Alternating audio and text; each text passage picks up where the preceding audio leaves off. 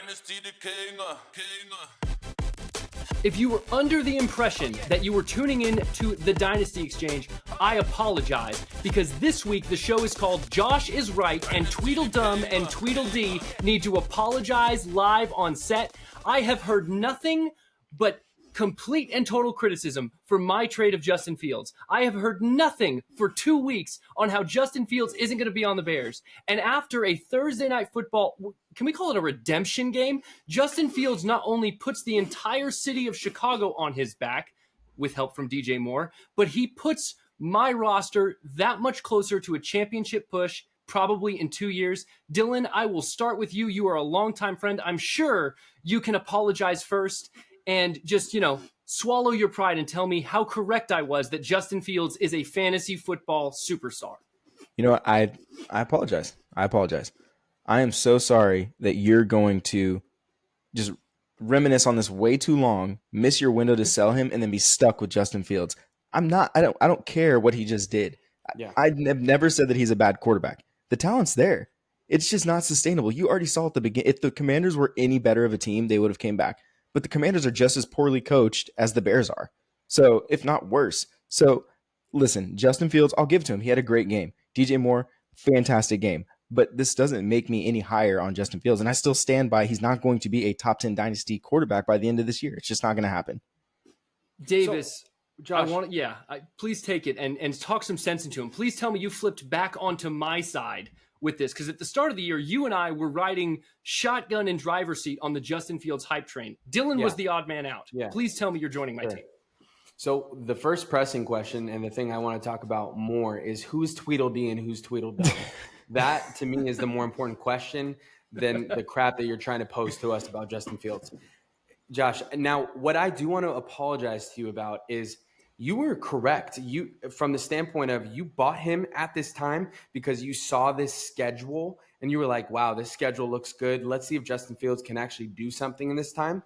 But if you're not going to utilize this to actually resell him for maybe more than you can get, which, spoiler alert, you can't, then you are an idiot. And I'm sorry. I'm just being frank with you since you wanted to come at us. You're an idiot if you don't take this opportunity to sell him for anything. Name calling. We put a quote graphic up with the two of you talking about Justin Fields, sell him immediately. Davis, you had something more mild that said his value is depressed because of the first 3 weeks. And then Justin Fields starts the game on fire, finishes on fire. Look, just the stat line, 15 for 29, 282 yards, and 4 touchdowns. Also, you were complaining last week he didn't run enough, 11 for 57 on the ground. What more do you want the guy to do? What is he? Does he have to win every single game the rest of the season for you guys to admit maybe you were wrong? Question for you. Do you actually think that the throws he was making were quality throws? Or do you think that 3 of the 4 touchdowns literally could have been interceptions? I will say he did throw some nice. There were some nice balls. Like, there were some nice throws. But again, it's never been the argument of talent. This, Josh, is not sustainable. DJ Moore's not going to go for almost 300 yards. And he made a lot of those plays. They were the typical Justin Fields stinking dunks, a weapon. Teams are going to figure that out. Washington's not a good defense. We just saw A.J. Brown dismantle them last week. We saw, literally, it's been week after week where the Commanders have been playing from behind. So I'm not buying into it. Justin Fields, he had some good throws. The talent's there. As long as Eberflus is the head coach, I'm not convinced that there is going to be any sustainability to this. Josh, I have a question for you. Hit me. So you were wise enough, as you said, you saw this schedule, you saw the gap in the schedule. I was not patient enough. And as we've talked about in the past, you could have gotten him for less from me, right? I was tilting, Agreed. I was panic selling. But you were like, okay, this is an opportunity where a guy who we saw last year had a terrible start to the beginning, then exploded. Terrible start to the beginning. The team sucks, and they still suck. He exploded. Are you going to utilize this as an opportunity to recoup more value, or are you actually holding on to him thinking that he's your QB1 of the future? We'll let the market determine that. I mean, I have no need to sell him right now because his value is going up, and holding him rewarded me. It's, I believe, going to continue to reward me. But to the point, talking about DJ Moore, Dylan, I want to challenge this. Josh Allen didn't take the leap until Stephon Diggs got there. DJ Moore played unbelievable. 8 for 230 and 3 touchdowns. But he also opens up the passing game for a guy like Cole Kmet, who also had a good night. Khalil Herbert was running super efficiently before he twisted his ankle. The whole offense looked like it took a step forward. Now, I will admit, I was very concerned towards the end of the game where it seemed like, especially coming out of halftime, we saw this last week, right? The Bears went up big at the half. They were beating the heck out of the Denver Broncos, and they didn't know how to finish. They didn't get aggressive enough to kind of put their foot on the throat of the Commanders until the very end. They let Washington kind of climb back into it. But I think the coaching staff is getting better as well. Here's what my strategy really is. If someone comes to me with a younger package and extra capital, because I'm a tanking team, I absolutely am willing to sell him if the price is right. All I know is there's opportunity for me to make a profit because I bought when there was a dip in value. And listen, we have to probably move on from Justin Fields because if someone lights a match, the whole room's going to go up, even though we're in a different zip codes because of all the gaslighting y'all are doing. You are not making any profit off of Justin Fields. I can guarantee that. Nobody in the league, one, has picks to sell you, and two, is willing to buy him because people do not believe in him. But listeners need to know you can continue to hold Justin Fields. The highest price has yet to come. The only people who've been lying for the last 2 weeks has been y'all. I'm feeling like unbelievable about it. You guys have been wrong. He's going to continue to go up in value. But the Bears, here's the only part where I will give you guys credence. The Bears have a long way to go. And more than anything, Justin Fields needs a long-term contract. These last two games, we all agree didn't hurt his value. But the gaslighting, I just can't take it anymore. Can we talk about the Commanders at all? Because Justin Fields, I could do this all night. We could go back and forth on Justin Fields all night. People know where I stand. They know where y'all stand. Dylan, we've talked about how you were high on Sam Howell years and years ago. And you drafted him in the third round of a rookie draft before he ever had a path to become the Commanders' starting QB. What did you see from him tonight? Because I'll tell you what I saw. He looked like mini Tim Tebow when he was rushing the ball, and he has a great arm. But there was a couple just running plays where they needed to get a first down. He lowered the shoulder and showed real leadership. Do you think he's going to become the franchise guy for the Commanders?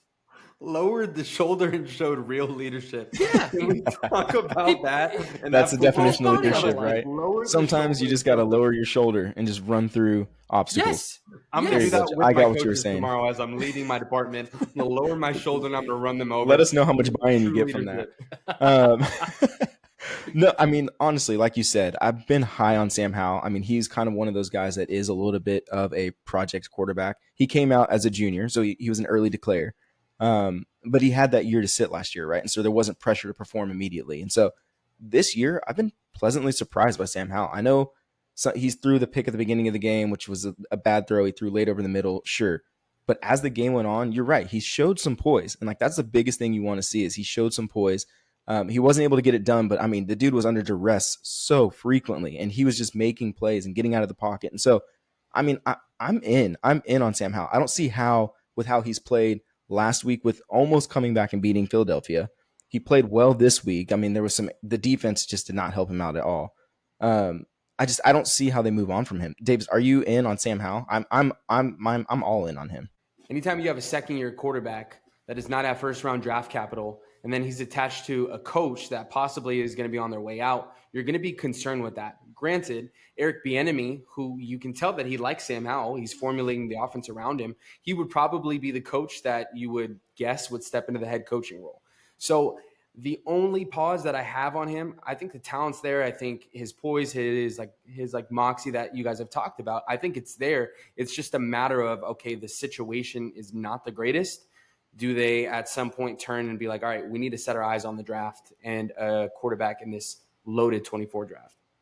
Here's the last caveat I want to say about Sam Howell before we move on. This is a new ownership group, and we don't know whether or not they want to let things flesh out and trust stability. Let's see what sticks, or they want to come in and be dynamic, make changes, fire a Ron Rivera, things of that nature. I think Sam Howell is a really big question mark in Dynasty because, as you mentioned, Davis, he doesn't have first-round capital. Now, that can be a plus because maybe they bring some weapons in to make him better. You see that happening like with a Brock Purdy. They can afford George Kittle, Deebo Samuel, etc. But in terms of his fantasy finishes, because that's really what we're here for, in the first two games of the season, there was positive game scripts because the Washington Commanders were running the ball a lot. Brian Robinson was having great fantasy production. This week, he was completely in garbage time, which we love as fantasy owners. You're throwing the ball 51 times because basically, as soon as the second half started, it was the 2-minute drill. I think Washington is going to be competitive in a lot more games. So Dylan, I want to ask you as the, guy who's most in on Sam Howell, what do you think is the fantasy finish ceiling for him this season? Is there going to be a lot of game scripts where he can throw the ball this many times, or is it going to be a lot more run the ball, play action, traditional kind of stuff? Yeah, if you're asking me for upside, I mean, his upside to me is a top 15 quarterback. I think he can very easily finish as a top 15 quarterback. And you reference garbage time. I understand today was garbage time, but we saw him put up points last week and not garbage time. He came, yes, it was a little bit of a comeback, but there was a competition at the end, and even in overtime to actually put it into overtime. You saw Sam Howell drive down and then throw a touchdown to Jahan Dotson. So he has the poise, he has the moxie. I think he has what it takes. Being a 5th-round pick, part of that's just because of his last year in college and how he performed after half of his team graduated and went into the NFL. So I think there's a little bit of that holding on to him, but I think his value for me, I think he can finish top 15. And for that, I'm going to get him. Why would I want to miss out on that? Especially if they are going to be in negative game scripts where they're going to have to come back because that defense isn't great. I want all the Sam Howell I can get. Yeah, here's what I'll say too. If there's questions about Sam Howell and you believe in him, now is the time to buy. Because if he continues to perform like he did tonight, or if he's competitive like you're saying, Dylan, now might be your last chance, especially in a Superflex league like we play in. Well, we're going to take a very quick break, and when we come back, we're going to be talking about bold predictions for the second quarter of the fantasy season, talking about what you need to do and how you need to prepare for this next 4 games. Stay tuned. At the start of the year, we decided to plant our flag on a couple things that were going to change in value. The way this show measures player value is we use KTC. We've talked about it before. It's crowdsourced. It's great. But part of the reason we use a trade calculator is because for us as players, when we really got into this and became the degenerates that you know now, ADP, or average draft position data for Dynasty players, is always a year out. Dynasty players don't draft in the fall. There's not drafts going on right now. And understanding how much a player's production and their hype changes has been the key to building championship rosters or needing to rebuild, like I'm currently doing. So having learned this lesson myself, we went into this season with a couple bold takes, that some of which are eerily true already. Davis believed that Dalton Kincaid would be a top 2 Dynasty tight end by the end of the season. Checking in on that, the season hasn't finished. He's currently the tight end 5 on Keep Trade Cut. Davis, can you talk a little bit about why that was your process before we get to the next bold predictions for the next couple games? Yeah, a part of that was I was thinking that his usage from a target standpoint was going to be more than it actually is. He's getting the snaps that I was expecting to see and that I was hoping to see, but Stephon Diggs is just still the alpha. And I mean, Josh, to your point, I think Gabe Davis really is the solidified 2 in that offense. He still is going to be a boom or bust. But at the same time, you're really not getting the targets that you would expect for a Dalton Kincaid to really take the leap.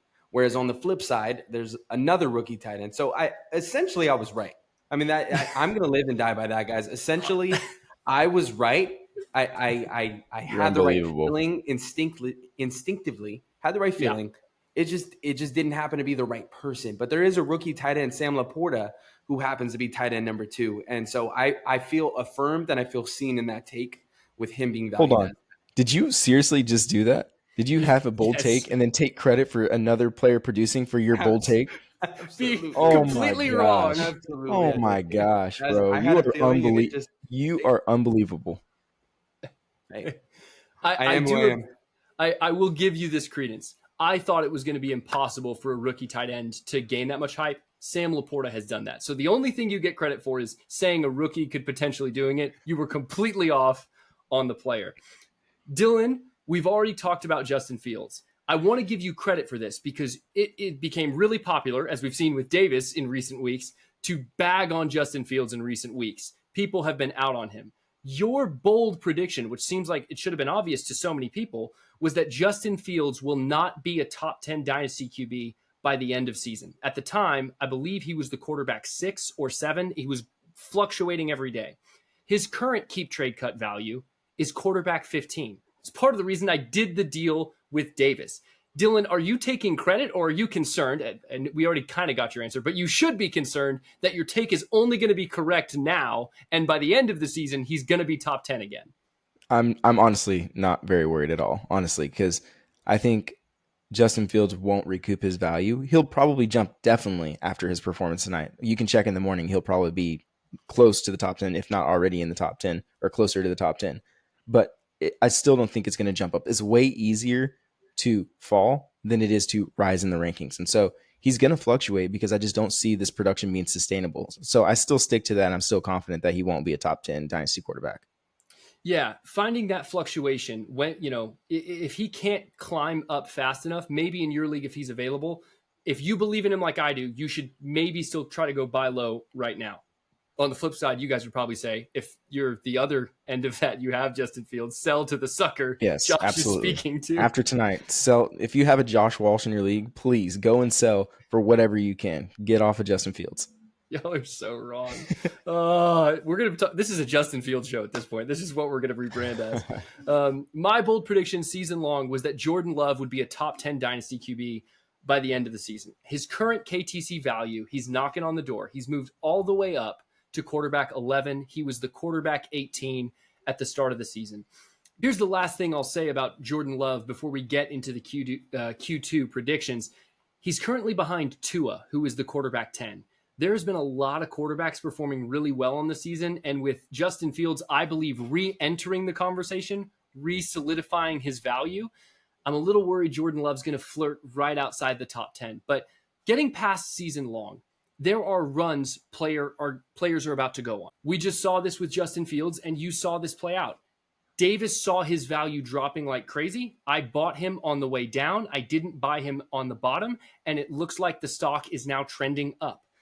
There are some players who are going to move a lot in value, and there are some players whose production should increase their value, but for whatever reason, maybe it hasn't. We want to help you identify that, just like we would for our own rosters going into this season. So our Q2 predictions, what we're focusing on is what's the next 4 weeks going to have happen? Is it going to increase a player's hype? Is a player going to go off in production? Because remember, hype and production, they don't have to be the same thing. Dylan, I want to go to you first. What is your Q2 prediction? What is a player or a situation dynasty players everywhere need to be aware of? Yes.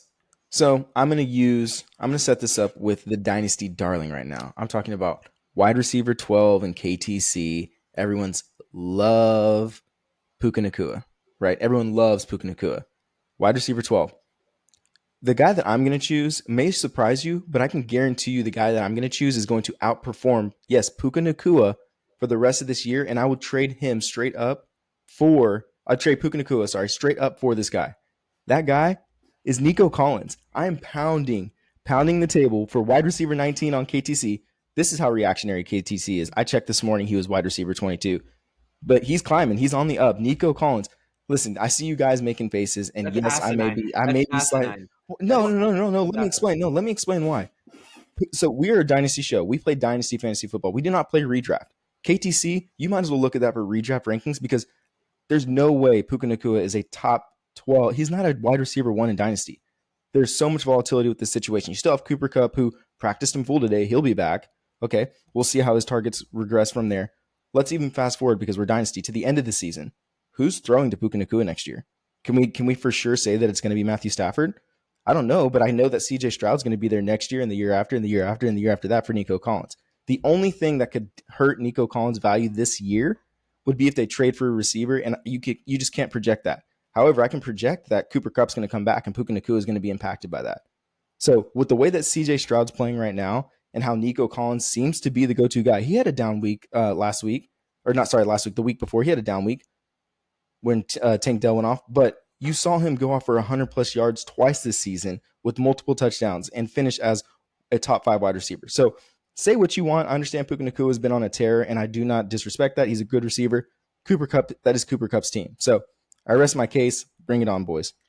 Dylan, I just would like to say I knew this Davis is was the gonna reason catch why this. I enjoy playing Dynasty football with you. Yeah. This is why I enjoy having you in a league with myself, because it's encouraging to hear that you're so naive to say that Nico Collins, you would trade Puka Nacua straight up for Nico Collins. That is asinine to say. That's irresponsible as a dynasty owner. I concur.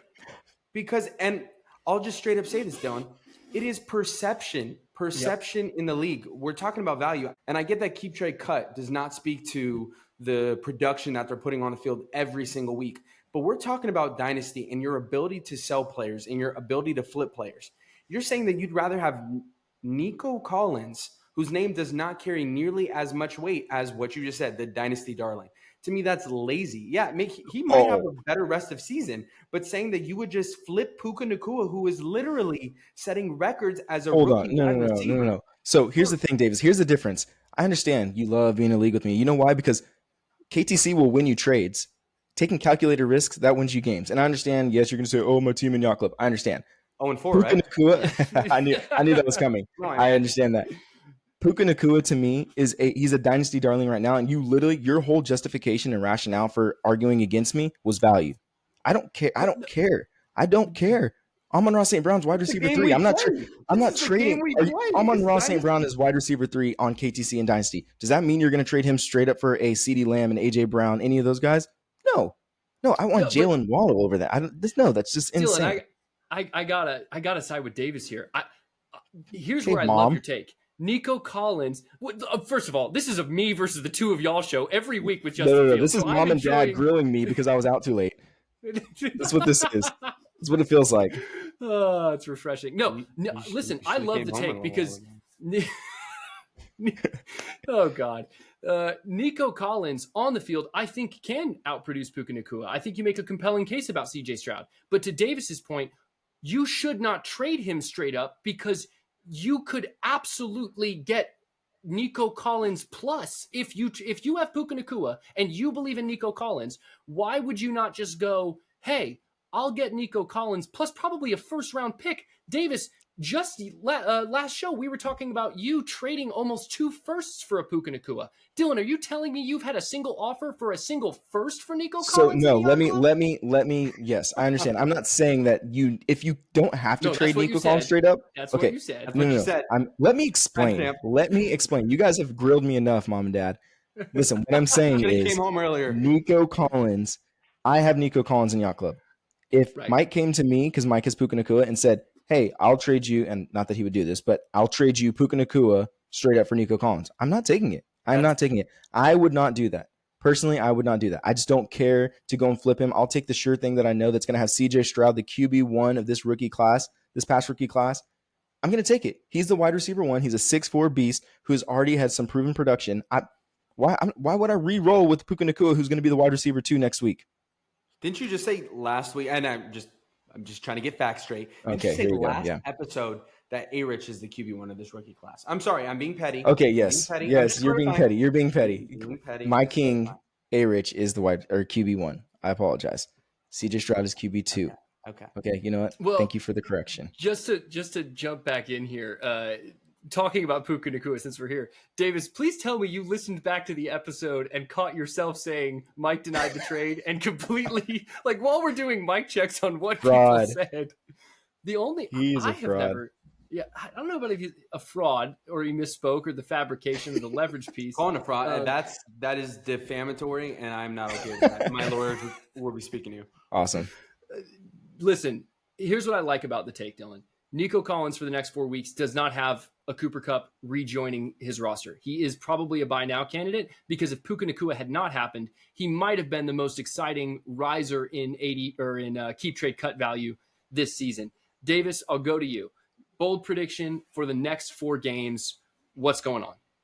So, Josh, I'm glad that you brought up Jordan Love earlier, right? And I know that you're in love with him, and I know he's an amazing quarterback, and you think he's going to be top 10. I'm not really sold on that. And to be quite frank with you, my bold prediction is Jared Goff, who's quarterback 14 currently on the season. He's going to have a better finish to the season than Jordan Love, your lovely quarterback 2 that you have on your team, who's currently quarterback 6 on the season. Here's the main reason that I have that. Jordan Love is responsible for nearly every single one of the team's touchdowns outside of 1 rushing touchdown that they have on the season. Jared Goff, there's been 5 rushing touchdowns that they've had of them being in the red zone near the goal line where he's been snaked from getting a touchdown and actually giving you the peak performance that you're trying to get out of him. And say out of the 5 touchdowns that have happened, say maybe he got 3 of those touchdowns. What would that put him at? He's QB 14 right now. would put him at QB4. So for me, what I'm trying to buy into the offense on the lines. I'm trying to buy into the efficiency that they're going to continue to have, and that Jared Goff is eventually going to have some positive touchdown regression.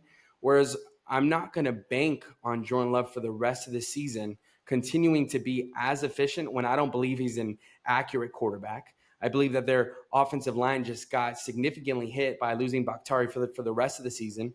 On top of, I just don't think that they're that great of a team.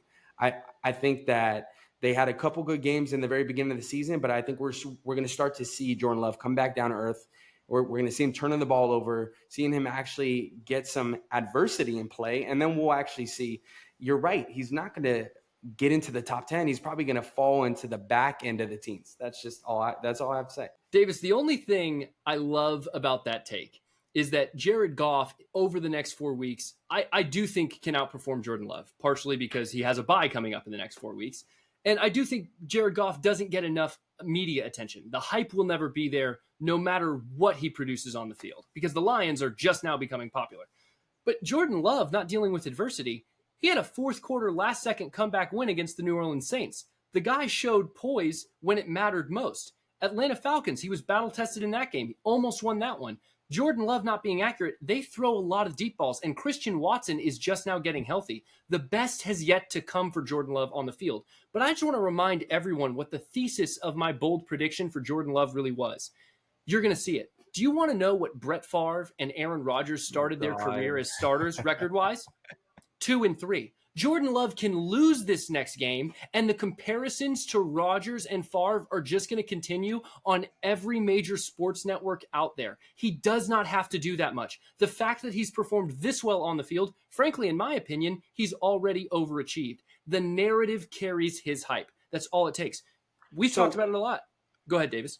So you're saying that the love of the NFL media around Jordan Love is similar to the love that they have for Taylor Swift currently and the Swifties and all of that nonsense? No, it's very similar. Right now, the NFL script is as follows. Pan to Taylor Swift when the Chiefs play. Pan to Aaron Rodgers and his disappointing face with a mustache on it when the Jets play.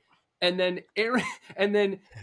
Jordan Love is the next great Packers QB. Until tonight, it was also that the Bears were a complete dumpster fire. That one was a little bit fair. It's good to see the Bears get in the win column. But no, I think the Jordan Love hype train, it's not done going, because he doesn't have to do that much to rise in rankings for people to auto-correct, he's the next Packers great. And on top of that, he can get a long-term contract, and then he'll really kind of go to the moon in value. Well, yeah. The player let me hop in here actually, Josh, real quick, because I'm actually going to back you. Let me back you a little bit here, because let's go. I don't disagree that Jordan Love has a more sustainable season than Jared Goff. And I understand your point, David, specifically about how Jared Goff has gotten sniped by touchdowns in the red zone. David? Did you just call me David? It's an acceptable name. Probably, but that's how you're acting right now. When David acts, I don't even have to think about it. It's an automatic switch in my brain. Whenever you start acting like David, I drop the S and add a D. Like I was saying, with Jared Goff and getting sniped in the red zone, that's been the case for the last 2 years. Like, it's not going to change. If they can run the ball inside the 5 and not get or really starting at the 20-yard line inside the red zone at all, if they can run the ball and get progress, they're not going to change that. They're not going to say, Jared Goff, throw the ball and risk throwing an interception. No, we'll just give it to Monty 15 times in the red zone and have him just barrel his way and roll in. So to that point, I don't think that's going to change for Jared Goff. And for the abdication of Jordan Love, he's looked good. And the reason why I think it's going to get better is because he has an inexperienced team. All of his wide receivers are younger. He's not very experienced himself. The fact that he was able to produce early on, to me, that's a sign of A, good coaching. B, he got to sit for a little bit. And these wide receivers are only going to learn. Jaden Reed, Romeo Doubs, Christian Watson when he gets healthy, Luke Musgrave. I mean, they've got a plethora of weapons that are just young and going to develop. So I think it's going to be fine for Jordan Love. I would actually probably take Jordan Love season long over Jared Goff. And I think there's actually more security with Jordan Love than Jared Goff, because Jared Goff, all he is a role player. He is basically the next version of Jimmy Garoppolo. He can just be plug and play, don't turn the ball over. Because what'd you see? I think it was last week or the week before, he threw 3 interceptions, and he hadn't thrown in the last couple of weeks. And he's going to get a 4-year contract. He's not going to get a 4-year contract from Detroit. I They don't guarantee he gets an need to give him an Timestamp this. extension. I guarantee he gets an extension Okay. by the end And of we'll the see. season. And I will give you your flowers whenever that happens. Thank you. I'm saying I will take Jordan Love season long and in Dynasty over Jared Goff. Give me that hands down. Josh, you and I just agreed. Yeah, thank you. That's huge for me. I want the flowers agreement like in writing somewhere because that will be hilarious. Like there needs to be a show of flowers coming at me as it happens. Okay. Yeah, I got actually, Dylan, I'm glad happen. you agreed with me. I do line up with Davis that I do think Jared Goff's going to get a long-term contract, but we will wait and see. And to your point on value, Davis, Jared Goff is only quarterback 16 on Keep Trade Cut, and he's connected to one of the best offenses that there is. Only? Yeah. QB 16 is kind of high for Jared Goff. He was in the gutter. Like he was in the gutter. And his weapons haven't changed. He's had Amon-Ra St. Brown. He's lost weapons. Yeah. But no, I mean, Jameson Williams comes back this week as well, too. So, like, David Montgomery, Jahmyr Gibbs, those are all new this season. But we can move on from Jared Goff. All I'm saying is I think Davis absolutely has a point. And we can't forget the tight end, too, Sam Laporta. Yeah, Davis called that. Yeah, no, absolutely. My player I want to highlight for the next 4 weeks, and guys, track with me on this one. Davis, I think you'll be very proud. This is very value king level thinking.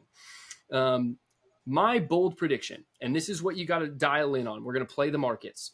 Kyren Williams, the running back for the Los Angeles Rams, is going to be the RB2 for the next 4 weeks in points per game behind only Christian McCaffrey. Here's why I want to highlight Kyren Williams. I actually reached out to the Kyren Williams owner in our league because I wanted to see if he realized Kyren Williams was a great player or if he was of the opinion the situation is making Kyren Williams good. You know, coming into the season, I had a belief that Cam Akers was going to rebound a lot in value because I loved the situation in Los Angeles. We talked a little bit about it on our season preview.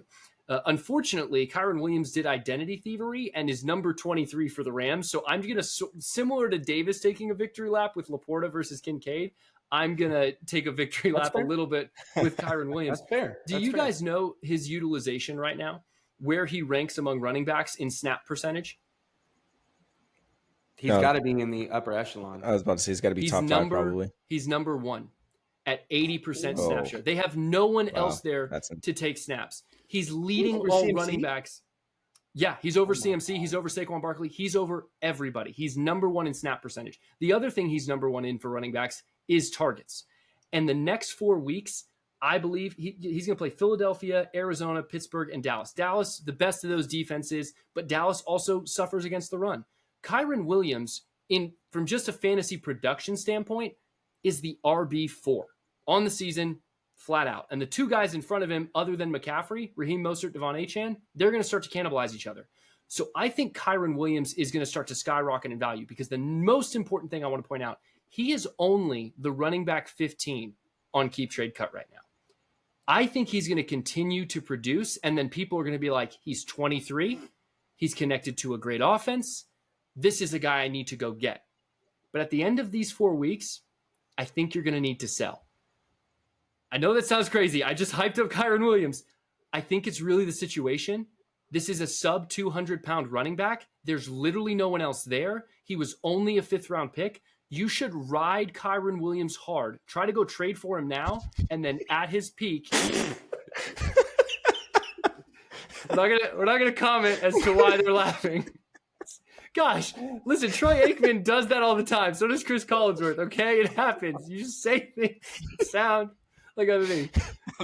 Utilize Kyren Williams as best you can for the next 4 weeks. Maybe go buy him, and then he'll be a top 10 Dynasty RB, and you should sell him because I don't think it's sustainable going into next season. I see the floor with a very red face. I'm not even going to address that comment. I'm not touching that. I'm not getting close. What I do want to say is here is my opinion against that statement and why I'm not on board for RB2 over the next 4 weeks. Do I think he'll still be a viable RB? Yes. But you're bringing back Cooper Kupp. We just talked about him a little while ago, right? So that's a lot of mouths to feed. And I think Kyren Williams, and yeah, I get that they play different positions, but I'm talking about just in general volume just as targets. an offense. Yeah. No, and like just in general volume as an offense, I think that they'd rather take carries away and take touches away from Kyren Williams than Puka Nacua. So for me, I'm seeing Cooper Kupp Coming back, I'm not seeing Puka Nacua have that big of a hit.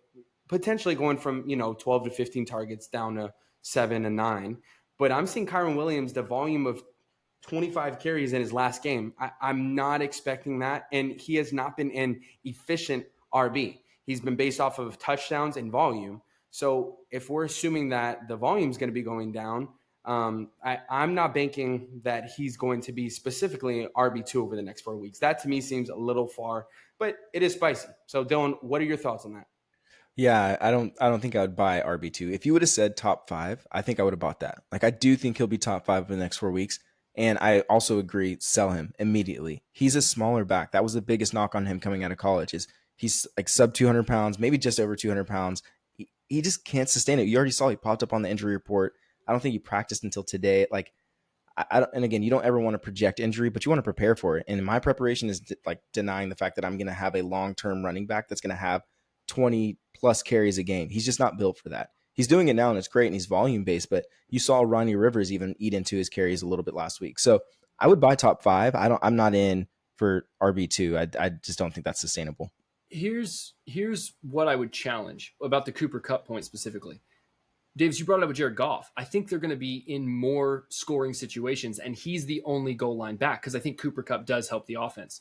But you were right. He's inefficient. His yards per carry has been atrocious. His highest yards per carry is actually only 4.12. And I think dynasty players are going to buy in by week 6. If you buy now and then sell in 4 weeks, we all agree you can turn a profit on that. Am I not crazy for saying that? I think buying right now would be tough. To be quite honest with you, I don't think somebody's moving off him unless you're coming and you're giving a first. And for me, I'm not wanting to spend a first to then hope in 4 weeks he carries this same production, and then I'm hoping to get a profit, because if he doesn't carry the same production, then you're going to be looking at somebody giving you 2 seconds and you just lost value on somebody who I don't think their value is going to rise. So for me, I'm not too sure. So you think it's at its peak now? Absolutely, I do. Yeah, because a point that we haven't even talked about, and as it seems now, Jonathan Taylor's going to be back with the Colts. He's probably going to be playing in that uniform. But the Rams were a name that was circulating pretty often in the trade talk. So they're seeing that his frame, his size is not something that's going to be durable for long-term seasons. So I think they're a team that would not surprise me at the trade deadline, might make a splash. So you never know. Derrick Henry, who knows? Yeah, Derrick Henry. Yeah, no, not happening. I don't know. I personally would probably be selling him right now. He goes against the Eagles defense next week.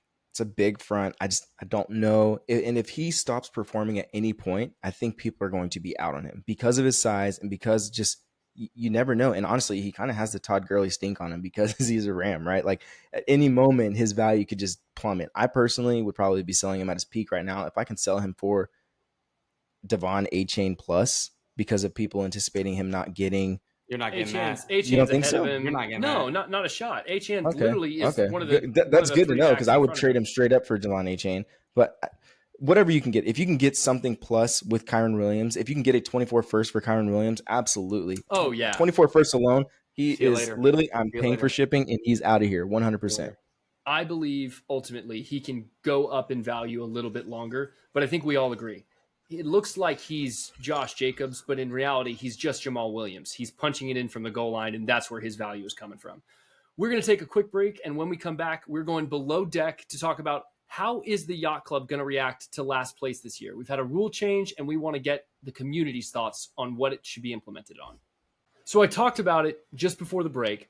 A new rule change we made this year was that last place is going to have some sort of punishment. It's something our group as a whole, our fantasy community, has embraced with our redraft group, but now we're doubling down with the Yacht Club. Davis, tonight was huge for me, not just for the Justin Fields side, but I am going to beat the other owner who for sure is tanking, so I am safe from punishment. So you know the owner. It's actually a group. There's 2 gentlemen, really, really meticulous, hard workers, classic fantasy nerds. Terrible guys. What do you think the punishment should be? Because now I've got tons of creativity and excitement to see someone else get punished because I know it's not going to be me. This is a genuine punishment, and I think that it would serve its purpose. They have to get a deal done with me. A deal done that is fair in value, a deal that everything comes back to Davis. But we use keep, trade, cut as a qualifier because that is something that I think will be reasonable for them. But I have the end all be all, or I have the final say in things, right? Bro, you Oh, were unbelievable. How do you make things about you? How do you make things about you? We want it to be something that's not enjoyable. The process of getting a deal done with me, I think might be one of the more nagging things in this league. So I don't know. I'm sorry to interrupt you. Is it kind of like the slap bet from The Office, where it's like, I can slap you, but you just don't know when it's coming? And so if you have a trade always ready to go, they have to agree. So it could be at the worst possible time.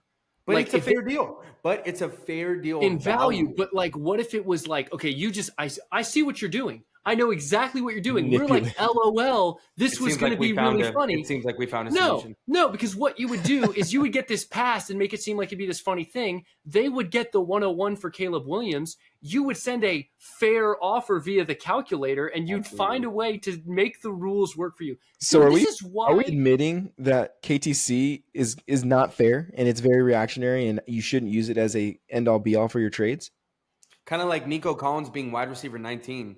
Yeah, I would take Nico Collins over. It's like Puka Nacua being wide receiver 12. I'm taking Nico Collins over Puka Nacua. Oh my god, you are literally the worst. I am garbage. The reason why you're on 4. The reason why he's on 4. Yeah, Dylan, we talked about pivoting, things like that. You're 0-4 right now in the Yacht Club. What if you don't win? What if the punishment comes your way? Do you see that being a possibility? Yes, it's not looking so hot. Luckily, we have other factors that play into finishing actually last place. But yeah, it's not looking so hot. You know, I came into the season hot and sitting at 0-4, possibly going to go 0-5 after Terry McLaurin's performance tonight. So yeah, it's not looking good. I am where I am. I'm making moves to pivot, but the reality is in our league, I can't pivot and go get first. They're on lock already. We've talked about that. They're on lock. So I can't just go, and there's nothing that I could sell that makes sense to go get a first. I'm not going to sell half my team to go get one first. So we talked about in the past, you don't bundle up players just to go make one move. That's just not smart. So I'm at where I'm at. I've collected some seconds. You know, I've got like 7 seconds. So I'm going to ride with what I got and do what I can. It's the best that I can do. So I think we should just cater the punishment to the person. Like Davis was right. Knowing the owners, they would hate doing a deal with Davis. And not only that, he would, of course, use the contract. Dylan, if you were last place, I should get to give you a haircut, and you have to keep it for at least a year. Absolutely not. You're not getting near my head with any sort of shears or nothing. I think it'd be a great idea.